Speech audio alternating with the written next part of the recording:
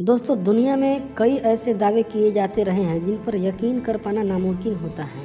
हालांकि इनमें से कुछ सच होते हैं तो कुछ समझ से परे।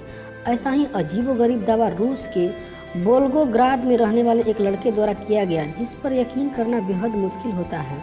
अब तक आपने इंसानों के पुनर्जन्म की कहानियां सुनी होंगी, लेकिन रूस के इस लड़के का दावा है कि वह पिछले जन्म में एलियन था और अब इंसानी रूप में मिला है। वोल्गोग्राद के रहने वाले बोरिस्का क्रिपियानोविच का दिमाग काफ़ी तेज है। उनका दावा है कि वह मार्स यानी मंगल ग्रह पर एलियन के रूप में जन्म ले चुके हैं। इंसानी रूप में ये इनका दूसरा जन्म है। इतनी कम उम्र में बोरिस्का को अंतरिक्ष का काफ़ी ज्ञान है। वह अब सोशल मीडिया पर सुर्खियों में छा गए हैं। मीडिया रिपोर्ट के मुताबिक बोरिस्का ने अपने बचपन में ही दिमागी जानकारी से वैज्ञानिकों को हैरत में डाल दिया था। अब बोरिस्का ने पिछले जन्म में एलियन होने का दावा कर हर किसी को चौंका दिया है। उसका कहना है कि पृथ्वी से उसका कोई नाता नहीं है। बोरिस्का का कहना है कि उसका जन्म मंगल ग्रह पर हुआ था।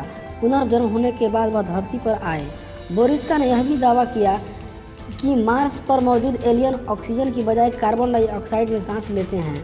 लड़के ने कहा कि जब एलियन धरती पर आएंगे तो वह उनके साथ होकर चले जाएंगे।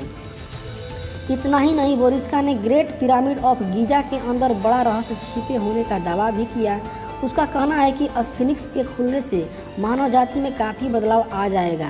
वह बोरिस्का की मां का कहना है कि उनके बेटे का आईक्यू लेवल पहले से ही काफ़ी अच्छा था। कई बार तो वह खुद हैरान रह गई थी। उन्होंने काफ़ी कम उम्र में ही बोलना शुरू कर दिया था, जबकि 1.5 साल की उम्र में ही लिखने और पढ़ने लगा था। बोरिस्का के माता पिता जब कभी उसे अंतरिक्ष की दुनिया के बारे में बताते थे तो वह अक्सर मंगल ग्रह का जिक्र करने लगता था। छोटी सी उम्र में ही एलियन सभ्यता और अंतरिक्ष की बातें किया करता था। बोरिस्का ने एक बड़ा दावा करते हुए कहा कि मार्स पर हुए एक युद्ध के दौरान न्यूक्लियर विस्फोट की वजह से ज़्यादातर लोग मारे गए, लेकिन आज भी वहाँ कुछ एलियन मौजूद हैं। उन्हें घर और हथियार बनाना आता है।